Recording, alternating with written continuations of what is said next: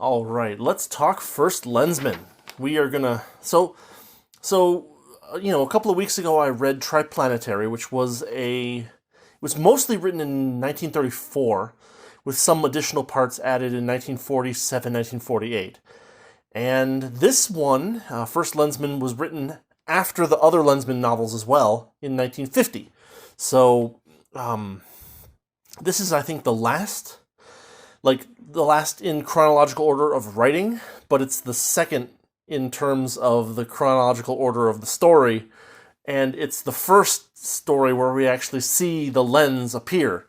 So this is kind of where things get started. Now, it's worth noting that even though this was written, 16 years after Triplanetary, it does maintain the same kind of very 1940s style language feel to it, and at this point, you can tolerate it or you cannot. It's worth noting that it's actually kind of exaggerated because, like, I read a lot of old books. A lot of the Nero Wolfe books are written in the in like the 30s and the 40s, and I've read most of those, and the amount of there's that stereotype of like I mentioned this in the Triplanetary review, but there's the stereotype of like the really fast talking people that have this particular kind of method of speaking, and they have their pants hiked up to their chests kind of thing. There's definitely a feel of that in the language of the story still, and so if you can't handle that, if Triplanetary really bothered you based on the weirdness of that language, the tone of it, then you're probably going to have the same problem with this one. But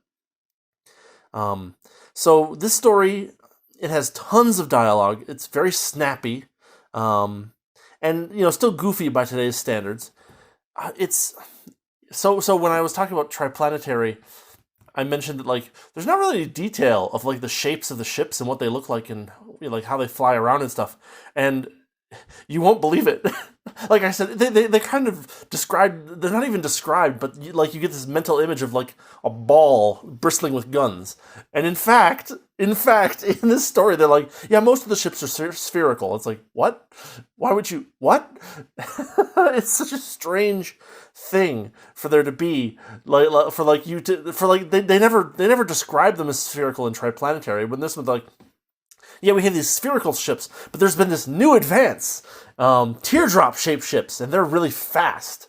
Okay, whatever. Um, Frankly, I kind of didn't know what to expect in Triplanetary, but once I got to this one, like, okay, so my understanding of the Lensman series comes from the fact that it was turned into an animated series in Japan, right? And so like I kind of expected like a Power Rangers Sentai style thing of like the lens being like the superpower thing that they hit on their wrist that turns them into the kung fu fighting superhero kind of thing, or that it has like the power to shoot lasers or something. And in fact, it's not that at all, which really surprises me. Because I've never actually seen any of the animated shows, so I don't know how like accurate they are to the books. But in the books, the lenses are actually a really cool device. They what are the characteristics of them? They can only ever be touched. Each lens individually can only ever be touched by one person, its owner, um, and they don't like shoot lasers or make explosions happen or cause people to force push each other or whatever.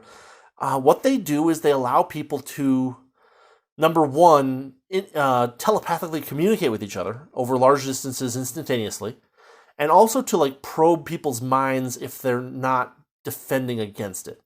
And it sounds like most people, you'd think normally that most people would not be defending against the lens, but really it's like kind of like, oh, he doesn't want to understand, he doesn't want people to know what he's doing, and so that's enough of a defense that we can't really get in there.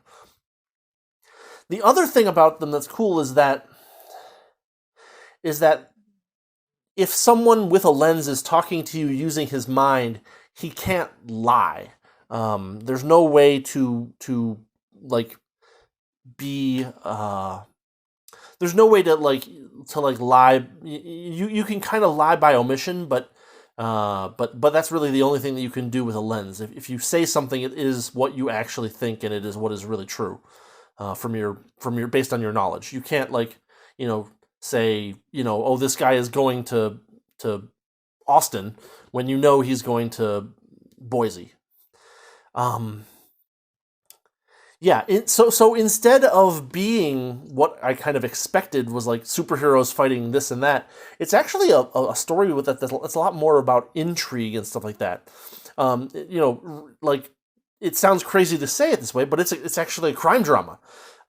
It's about the Lensman organization, the Galactic Patrol, trying to infiltrate and find evidence to convict a big drug cartel that also has some dabbling in politics as well, which makes it very different from what I expected.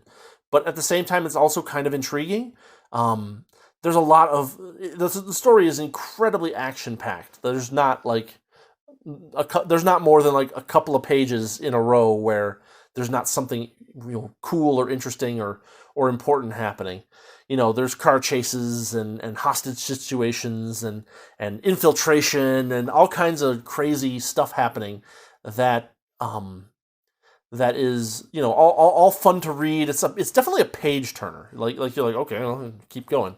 At no point do you feel like, oh, okay, I've it's never heavy enough that you feel like you got to quit and take a break. But at the same time, it's never boring enough that you are like, cool, I'm going to go do something else.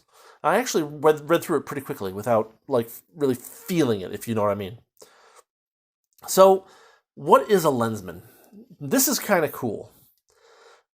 In the first book, there was that little bit of Arisian versus Ghidorrian thing that the Arisians are the good guys and the Ghidorrians are the bad guys. And the Arisians have these, mind fighting powers, and sort of the Ghidorrians, but it's really kind of this background epic battle that's happening over a long, long, long period of time, where the Ghidorrians are taking over planet after planet, but the Arisians have this plan, and they know it's going to work. That they're going to win out eventually, basically, but at a pretty significant cost. But And so what happens is that the Arisians basically call out to the main character of the book. And they're like, hey, come to Arisia. And he's like, but no one's been allowed to go to Arisia. And they're like, yeah, you can come to Arisia. Under these particular circumstances, we will allow it. And they give him a lens. And they say that the lens is something, this particular lens is your lens. Only you can ever touch it. No one else can handle it. It will hurt them. But what the lens also says is something very interesting. And it's kind of a shortcut in the writing, but at the same time, it's like an interesting idea. So the only people who can wear lenses are... There are a bunch of qualifications needed to wear a lens, but this one I think is the most interesting of all. And it's not really a qualification so much as it's something that being able to wear a lens proves. And that is that you are incorruptible. It's basically like future untouchables. It's this group of people who the reader knows necessarily are incorruptible, are going to be straight shooters against vice and drugs and piracy and political underhanded dealings and stuff like that. And it's kind of like untouchables in space almost is kind of like how you might think about it, because we know as readers that the Lensmen are all the good guys for sure, but at the same time there are good guys who aren't wearing lenses, and that doesn't mean that they are corrupt. It means that they are corruptible, or in some cases it means that they don't have the mental drive to be a Lensman. It's the kind of thing that could never get written today, because one of the things about the lens is that, according to the book, there will only ever be one female Lensman, and she's going to be some very strange female Lensman. and aside from that, only men can wear lenses. Um, and like, and it's even true of like alien races. Like, there are just some alien races that are so like content with their position in reality that they can't possibly be lensmen. Like, it's the kind of thing that only goes to the real go-getters kind of thing. It's more carefully described in the book, but that's kind of the feeling I got, is that you have to be incorruptible and you have to have this drive to do things, and also no women. It was just like my jaw was like, I was like, wow, this could never be. No one would ever do this today without like having to make it tongue in cheek. But this is something that was written in 1950, so it's just funny. It's also worth noting that there's like, I don't. It's like a weird. It's very weird to read today. It's like a very distinct and like clear, I guess is the nicest word to use for it, idea of the difference between the sexes. Like, I don't know how to describe it. You actually have to read it to get it, but it's just so unique and strange. Even like, for like its time, I think it probably was still like weird and like, whoa, it's creative and it's interesting, and it's the kind of thing that people would get lambasted for writing today. But like at the same time, it doesn't shrink away from what it says it is, which is kind of a nice, like a nice thing to see. Like it's just unashamed. It has made a choice for the world of the story, and that choice is incredibly politically incorrect. Probably even at the time of the writing, it was too, right? Rosie the Riveter kind of thing, right? Like this spits in the face of all of that, and it sticks to it. It doesn't like say, oh, this is not gonna be the thing. Next book. It's like, this is how it is, and this is how it's gonna be, and I'm unapologetic about making it this way, and like it's refreshing in that sense. And depending on your personal like tolerance for that kind of stuff, you may find it a little bit like, or you may like be like, oh, this is, kind of like, I'm not sure I agree with it, but let's see where this is going, kind of thing.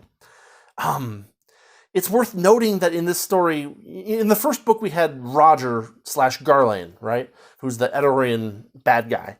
And, it's funny, but he's almost not at all featured in this book. That is to say, in First Lensman. First Lensman is mostly about some of his underlings. And, you only get up so high in the echelons of his organization. And you really don't reach him for the most part throughout most of the book. It's very, interesting to just see this villain from the first book, who was kind of added in, right, in 1948, not get featured in the 1950 book. It's a strange decision, but like the author, Doc Smith, sticks with it, and that's interesting. There's a lot of cool scenes about like infiltrating enemy organizations. The Arisians remain nebulous. There's actually this really cool scene where they're sending additional people to go get their lenses, and they all have to go individually to go get their lens and come back. And like, not to spoil it, but what they see doesn't help the reader understand Arisians any better. I'll put it that way, without spoiling anything. So that was kind of a cool scene that made me go, huh, that's kind of neat. There's a couple of really funny like events in the story. One of them is where, okay, so all of their space travel is based on this inertia drive, where they basically take the inertia of the ship and reduce it to zero. Now, number one, they do talk about going faster than the speed of light, even though their inertia is zero, which doesn't make sense from a physical perspective. But again, maybe Doc Smith didn't know about that or understand it well, or maybe he's just sidestepping it, I don't know. But basically they can do FTL by reducing their inertia to basically zero and then applying a drive, and the only limit to their speed is the is the drag that they face through what they're driving through. So that's kind of how he squares it from a physical perspective.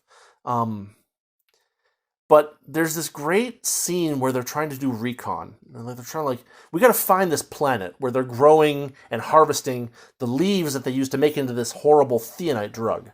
And the theonite drug is really interesting too, because one of the Lensmen gets forced to use it to show that he's on board with the people that he's infiltrating, and the effects of it are there. It's interesting the way they're written. I'll put it that way, and it's interesting the consequences that it says that he has with it, but they don't actually seem to pop up in any significant way. I don't know. That was a little bit meh. But anyway, they're trying to do recon to find this planet where they're finding all these drugs, and any atomic engine, any inertialist drive. Oh no, it's just the atomic engine. They have these atomic engines and to supply power for the ship. And they're like, but any atomic engine will produce a signal that all of our, spy rays will, or all of the enemy's spy rays will figure out and see. And so their solution is to turn off the nuclear reactor and replace it temporarily with a 12-cylinder diesel engine. It's so bizarre and so silly, but it's a thing that they do in the book, and they're like, yeah, they can't detect us now that we're on diesels, which is I don't know. It feels like it's kind of aping off of submarine warfare or something, but they never make that reference in any way. And besides, in submarine warfare, the diesels were the louds and the electrics were the quiets. So I don't know. But anyway, you have this very smoothly raising action with all these cool things happening: infiltrations, hostage rescues, car chases, space chases, recon, all this cool stuff happening. It culminates in this gigantic space battle near the end of the story, which in the first book they talk about the cone of destruction or something that is the way that space battles are done. And it's okay, this kind of makes sense. You have a bunch of ships and you focus all of their attacking power at one point and then direct it forward or something like that. You can kind of buy that. And so they still have that in this, but then they come up with a counter to the cone of doom, and that is a cylinder. It's a little more complicated than that, but at the same time, it still feels very slapdash the way that I read it, and it's fun. They set up the space battle, and they're like, okay, well, we've come up with this counter to the cone, but maybe they're going to show up with something that counters our cylinder, and we don't know, and we go in, and it looks like this is going right, and it looks like this is going wrong, and we lose these things, and we gain this. It's a fun little. It's a small part of the book. It's a few pages, but it's a fun space battle that has pretty high stakes and is pretty gigantic. But what's interesting is how the losing side is handled afterward. Like I said, this story is, because the lens is a mental thing, right? It's about telepathy. It's about looking into people's minds and letting people look into yours.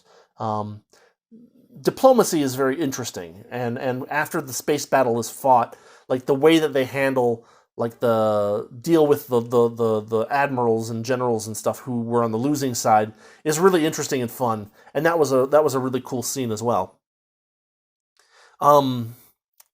Yeah, the other thing I'll note about the dialogue that I think I haven't mentioned yet is that it seems like there's these occasional parts of the story or parts of the dialogue where you skip to a new paragraph and it's not clear who's talking now. There's a little bit of that, which kind of makes you stop and go back up a page and come back down and try to figure out what the heck is going on and who's talking.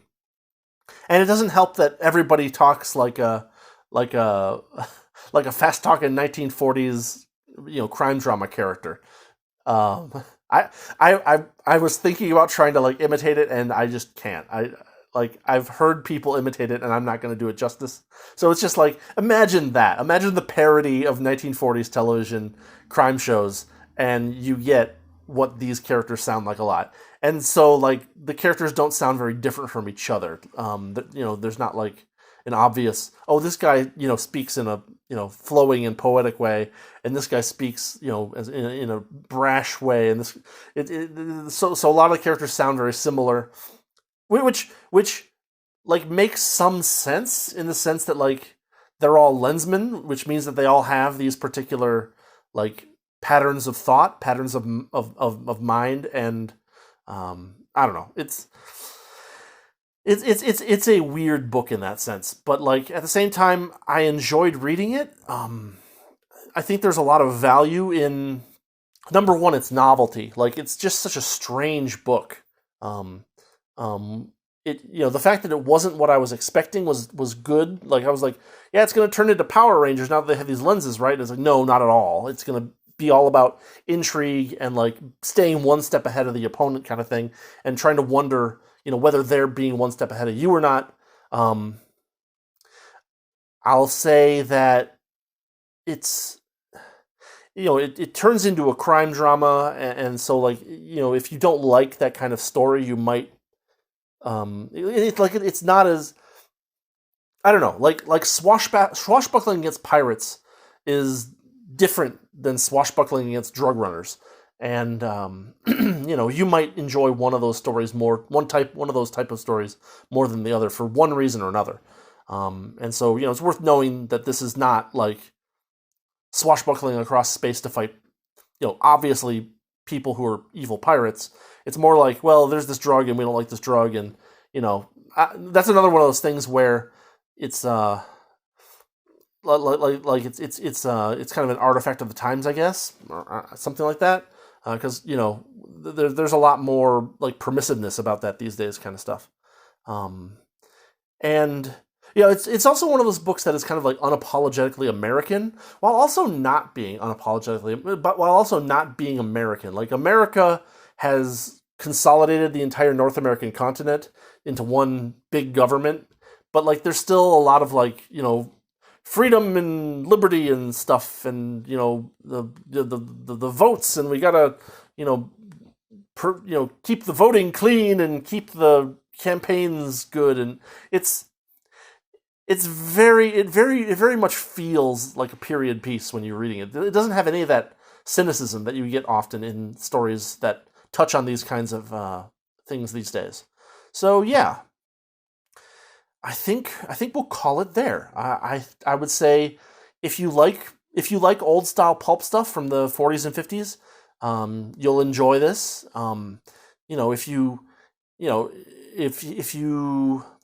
If you really hate like crime dramas, you might want to give this one a miss. I'm gonna keep reading. I'm gonna read at least one more Lensman story, in the near future, because what we've touched on is we've touched on the 34 pulp, the 1950 prequel finale, and then we're actually going to look at the main body of the Lensman stories and see how the the ones that were written kind of in the middle feel. And I think it's worth getting that kind of perspective on all of these. It's one of those stories where it has a lot of science fiction in it, and some of the science fiction is kind of laughable by today's standards. But it's never boring, and it's never like annoying. There's a lot of weird choices in the, not weird, but like specific choices in the storytelling and in the world building, and the author runs with it. Smith runs with it. He's not apologetic about being incorrect, or not even incorrect, but politically incorrect. You know what I mean?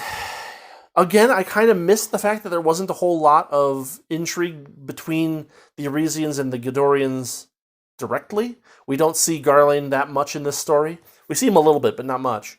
Hopefully we'll see more of him in the next book, where I'm hoping what we're going to see is like an actual arc of the fight against the Ghidorreans, but who knows?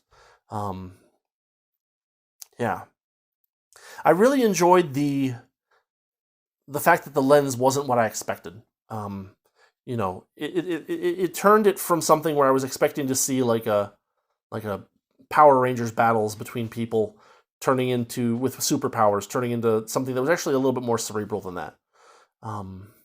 Not to say that the story is like hard to read in the sense that it's like, difficult or really trying to like, turns within turns, Death Note get you, but like, but it's pretty good, and there's some interesting action, and there's some interesting like infiltration stuff that happens, and yeah, fun story, not like super amazing. If you're interested in pulp, sci-fi, it's worth a look just to see what it is, because it's very famous, and yeah, fun to read, a page turner. No real dull spots, no real boring lulls where it's like, I don't care about this. But at the same time, like nothing like, ooh, I'm super interested in this. It's like, okay, there's stuff happening. Yeah, kind of like on the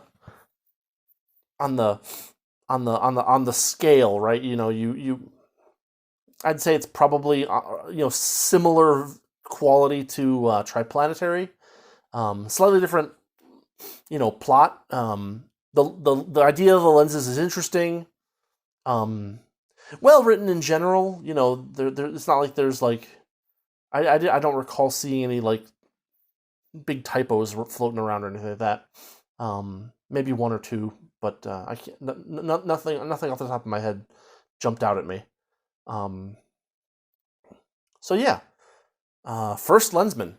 We'll be checking out. What am I going to be doing next? Next up, I'm probably going to be talking about On the Beach by Neville Shute. This is the dust cover because I'm currently reading the book again. And that is one of my... Just to keep it short, I'll say it is a fascinating book for both its positives and its negatives. And it's also a very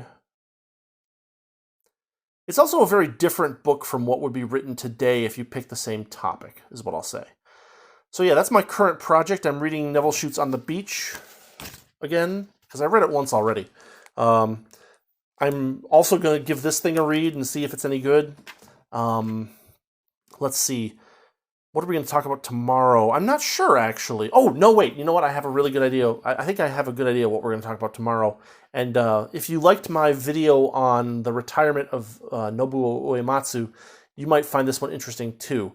I wanted to talk about translations in games, and there's a very, very specific scene in Final Fantasy VI that I wanted to talk about. I think I might see if I can put together a short video that goes about looking at the different translations of a certain scene in Final Fantasy VI, kind of as a bellwether of like the rest of the translation kind of thing, and looking at it in the original Japanese as well. And I was thinking that might be fun to do. So yeah, that's kind of the plan for tomorrow. I think I should be able to do that today or tomorrow, early tomorrow. So yeah, first Lensman, fun book. Page turner, still very weird. a lot of weird choices, but unapologetic about the story that it was trying to tell, which is something to be admired. Yeah. So yeah, thanks for watching. Thanks for listening. If you're still here, if you've enjoyed this video, if you like what I'm doing with this channel, you know what to do. And yeah, I'll see you tomorrow with some video game translation goodness, hopefully. We'll see. Anyway, see you later.